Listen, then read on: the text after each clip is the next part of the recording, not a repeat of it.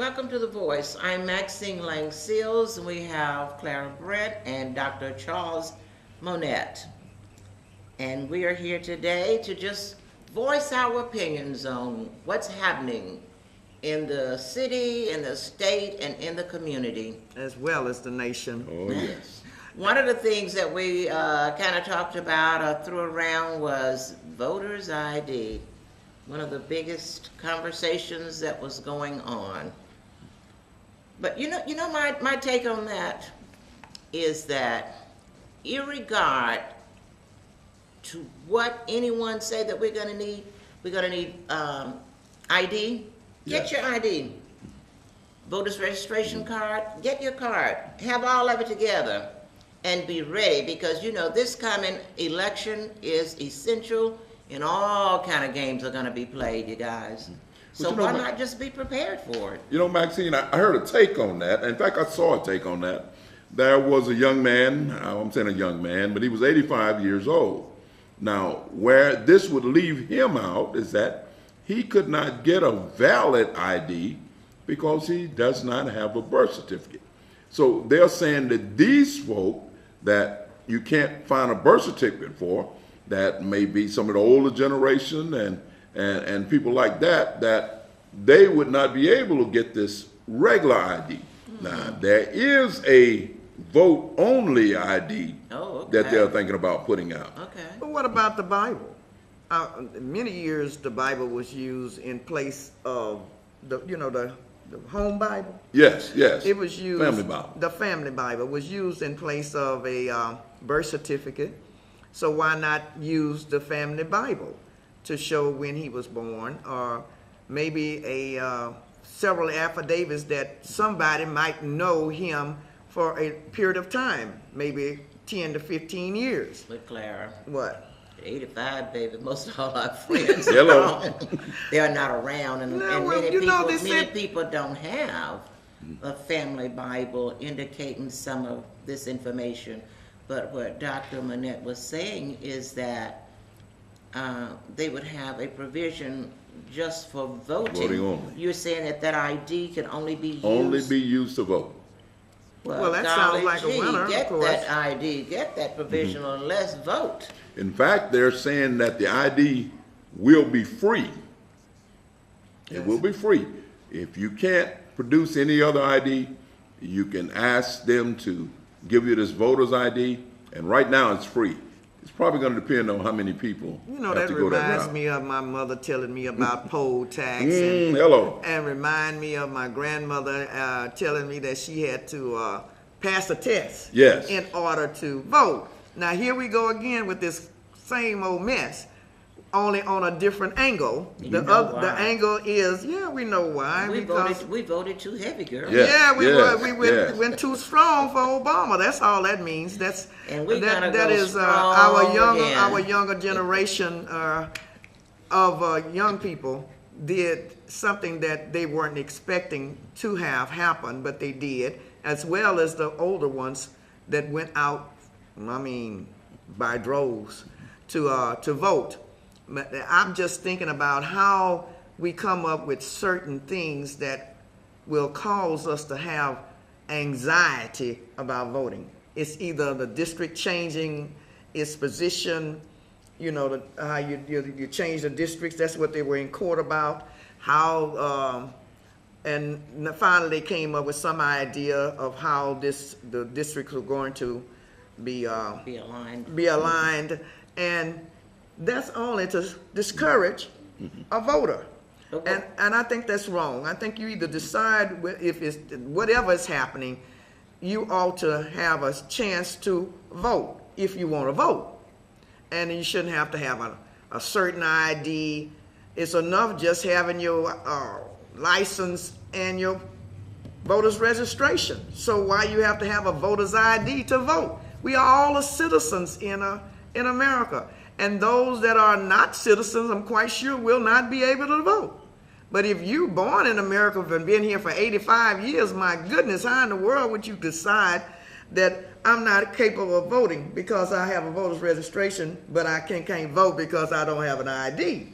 Now that's wrong. Well, I think that was just to disenfranchise those of us that voted in great numbers, the elderly and some of the young folk and that came out and voted for the first time. But, you know, when you look at this thing for in a whole, I mean, let's just look at it. This is a ploy to keep us from going out in droves. Now, they will let you vote in these provisional ballots, but that means you have to come back. Now, we already know when we saw in the last election that when you have to come back and vote in off year, we don't go back and vote that second time. And so that's what this is all about. But thank God that they did strike it down for right now. But we still need to stand up on that and know that eventually it will pass. So we need to start preparing ourselves. I heard a voice this morning say every pastor ought to go to his congregation and put it out there and ask for the show of hands of those that don't have a pictured ID. And then for those that don't have it, we make sure that we can go out and get them a pictured ID, and then let it start from the church and spread out into the community, that we might make a difference. Well, I'll do that in my church. I'm a pastor too. Amen. So we'll do just the other that. thing is that we have to make sure that you get your voter's registration. Now, Yes. they're going to be mailed out pretty soon. Yes. And make sure that you have it. And if you are not registered to vote, Go register. do so now. Yes. You can pick up a card at the Harris County office, driver's license office, any place. Or Library. Or call us. We'll Go to bring you library. one. Yes. And signed up to vote. And this way, no matter what anyone, you know, we have to be ready to face challenges. And be proactive. So when they put them out there, let's give them something else to do, because we've already defeated it. And I'd like to remind the viewers that if you're going to vote for the presidential election, be sure you vote for the state election. Yes. It's important that we put the right people in the state, the right people in the city, and the ones also that's going to represent us in our as a representatives and senate. We need them in there that are for the people and not for themselves. And the only way you can do that is to vote. And we cannot complain about what someone is doing and not doing if we don't vote. And I need you to think about this matter seriously. Register and vote for our local as well as our state representatives and senators. Anything? You know, I feel so close to President Obama. I feel like I really know him. He sends me an email. Yeah, he sends me one Yes. too. He sends you an email? Yes. Yes, he Invite does. me to dinner. I'm going to take him up on it. If he keep doing that. Yeah, just send you $3. He'll do Send it. But having served as an elected official myself, it's tough out there. I don't know how he is able to stay there and go through all of the challenges that he goes through. And he keeps that smile and just keep on working. Yeah. President Obama, if you're listening to this, just hang on in there. We're all for you. I tell you You that. know, I'm like you, Maxine. He seems to me as a people person, and that the ordinary people can touch. You know, he and his family do things that the everyday people do, and so we can take courage in that. And now we look at some of the things that have happened there, and we're saying, well, okay, the president hadn't done this. He And hadn't that's a done that. fact. But you have to remember that when other presidents were in office, they didn't do it either. So now all of a sudden we're putting it all on President Obama just because he's the first black president. I want to say this, that because a lot of us don't realize that the president doesn't have a lot of power. Amen, amen. Say that. The power lies in the House of the Representatives Yes. and the House of the Senators. And they are the ones that make the laws.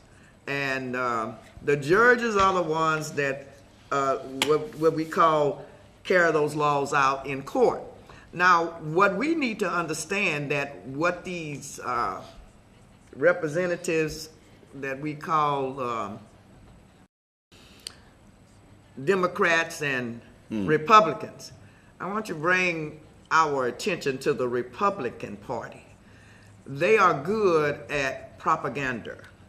They are good at making you think that Obama is the one that is raising the gas prices. He is the one that's at fault at not having the jobs, and he's the one at the fault at not bringing themselves together so that they can pass a bill. All of that are they. They are the ones. Mm-hmm. They are the ones that's holding up the whole organization that we call the United States. And those Republicans are causing a lot of haywalk in Washington, D.C. And we need to get more Democrats in, or we need to get some independents that are not going to be with the Republicans. Well, Claire, you are aware that there is a legislation out now to impeach President Obama. Why? Well, they want to impeach him because he acted without Congress approval when he went over and got Bin Laden, and again when he went over and got, that is actually a deal going out now to impeach him. Then that means that's why when President Bush was in office, that's why they didn't That's why try they to go and kill him. That's why they didn't catch Bin Laden. That's why they didn't catch If Bin we Laden. had waited on Congress, They never would have gotten it. Okay. Because Congress got to talk about it before, and he has the time to get away. and they talk about it and put it on the news, and the whole news people You know about it when we before it coming. even happened. So, do you want that man to be caught or killed? In this sense, he has been killed. Should have been a big rally, shouldn't it? I thought- we got him. We got him. I thought he was- finally got him. Called Commander-in-Chief, and I don't think he should have to go through anybody I else. think he doesn't either, Yeah. because he is commander and chief. That means he can at least call a war if he want to. Maybe he can't do that now with the Republicans telling him everything he has to do and not do. Now that's scary, that you can't do what you are supposed to do as a president. I'm thinking about gas prices. You know, the gas prices are giving us a hard time in our homes. If you are working a distance from your job, that gas can really hit a hole in your budget for food and clothing for your children, it's simply to get to your job. And I've noticed that the gas prices are steady going up. And the last time I heard that while the gas prices was going up, and it was from President Obama, it was that the guys was betting, and I say betting is that they were speculating on how high gas will go. Now somebody got to be lying some kind of way here, aren't they not? Well, how you feel toward that, on that? Well, now, see, I'm going to say something that I know you all are not going to agree with, but the reason the gas prices are going up is because the economy is getting better. Now, I know y'all saying, what is he talking about? Tell us. But I want to show you something. I don't agree with that one at I all. want to show you something. I'm not going, brother. If you remember, gas prices was up around $4 before, weren't they? No. Oh, they've been up here close to $4 before. This Oh is the yeah, second time. that's true. That's Okay, true. Not what in happened? not in our part of yeah. And what but in happened? other The areas. economy went bad, gas prices dropped. You say, okay, what do you mean? This is what happened. When the gas prices are high, we don't travel and we don't spend that much money traveling. We put the money in our pockets. Let's just stop at this point, step on our brakes, and that's going to save the gas for a little while. We're going to take a break, and we're going to come back full force, burning a little gas. All right, all right. In all a right. Ferrari. Now,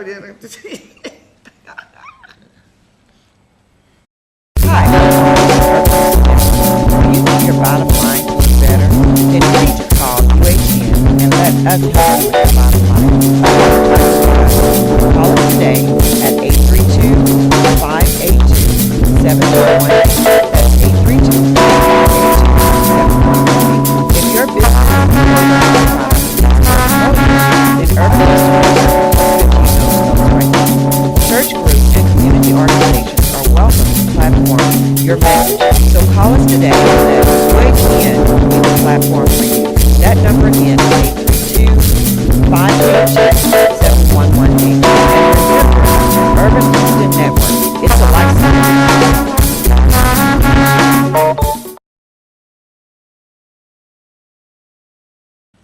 Welcome back to The Voice. As you know, we stepped on the brakes and we stopped the gas from going, not full speed. It was still burning a little bit there because we're talking about how the gas prices are right now and the blame and where it's been put and all of that. And Dr. Monet, you were explaining to us about the economy and... Well, we were talking about when the economy gets better, people have more money in their pockets. So when they have more money in their pockets, it enables you to spend more. When the economy gets worse, people put their hands in their pocket. They no longer travel. They no longer spend money. You don't take vacations or anything. So gas prices had to drop to accommodate that. Because as gas prices, as the economy come up, we have, it's been a slow rise. I grant you that. It's been a slow rise, but it has been a rise. And so they said the confidence in the people has been better. So now we take more cruises, we go on vacations, we can take the Disney trip and everything else. But now with gas going up, you can't take the cruises. But I have more money. Because the cruises go up. I have more money in my pocket, right? though. I have more money in my pocket. And that's where it's going to so stay, I can spend it. So I can spend a little more. But if it's down, guess what? I don't have that money to spend. So gas prices drop down to accommodate that. My take on that is that gas prices go up because they know that you're going to spend the money to go where you need to go. And I believe that's the whole issue right there, is that we are not using that much gas, and our economy is not as good as you want us to believe, or possibly want us to believe. Because I'm looking at the fact that our people are still, a lot of people are still out of work, and the ones that do have jobs are being overworked. And that, I think that's wrong on the part of the companies to overwork their people to the point of working them every day 15 hours a day. That's wrong. I think you should have somebody to come in. I heard that the economy hasn't gone up that much, but there are more jobs being created now. In order for people to get more jobs, statistics are showing that. That different companies are going in and the jobs are being offered more, so it hasn't gotten to the point where it needs to be to show that rise. No, it sure But hasn't. but it's working its way by the jobs that are being developed. But there are less people on the unemployment roll. Yes, that's a fact. Yes. There are less people on the unemployment roll. Okay. And so with that in, that proves what Are you Sister speaking Seals of? is saying. Are you speaking of Texas, or are you speaking of the nation? Well, I'm speaking of The national. nation. You're talking of the Yes. nation. Yes. Okay. And then by the nation being down, that means that where we are, we consider ourselves as being. I'll put that with on, as on well. our governor. Oh, you putting it on? Okay. Since here we want to speak specifically of Texas. Yes. I would like to just speak of Texas. Well, I agree that the nation should be involved in our conversation. However, we live in Texas, and Texas is catching up with the nation. Look like to me, it used to be nice to live in Texas. The homes and the housing was but down. Texas economy and the economy was good. is better than That's true. 75% of the nation. It is.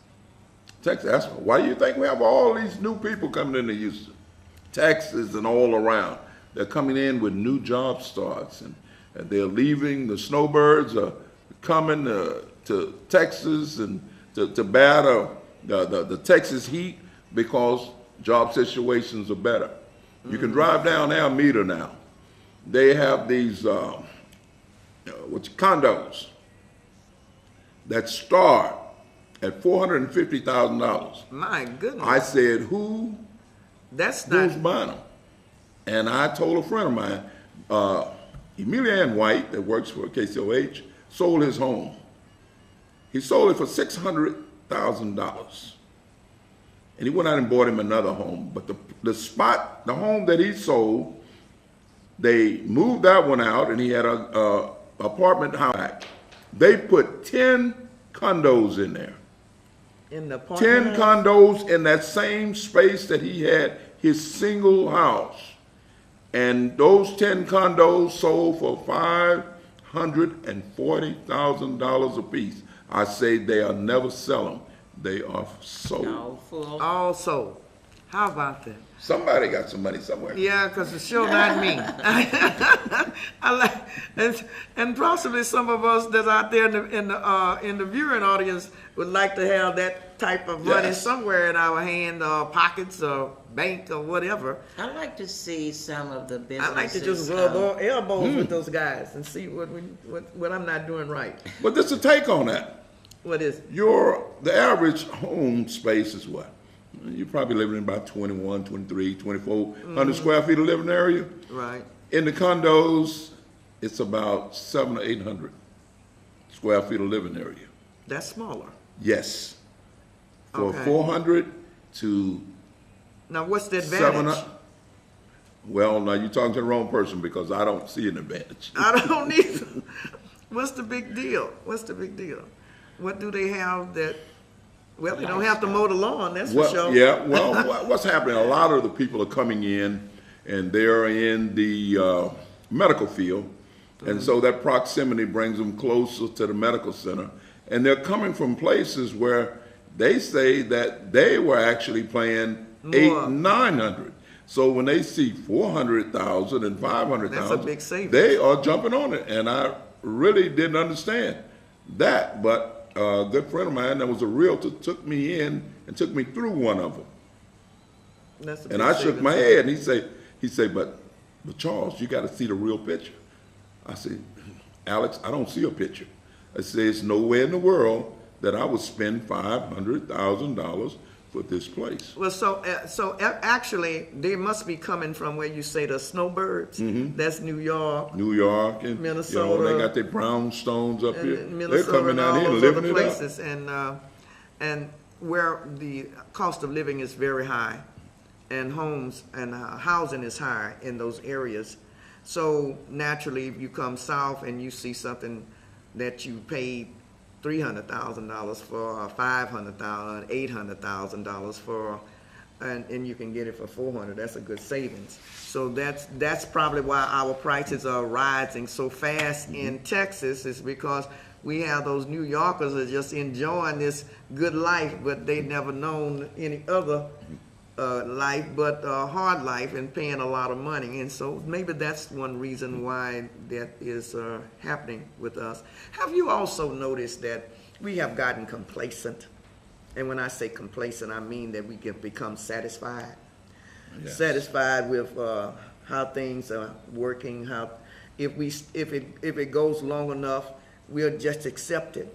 Say for instance, I'm back to the gas again. Gas prices. Say for instance, the gas prices, as long as it's, you know how it gradually has gone up from 79 cents? I can remember when I was a teenager, it was 25 cents. We could fill up daddy's car and ride all day, girl, for $6. And my dad still had to tell me, he said, you know that car run on gas.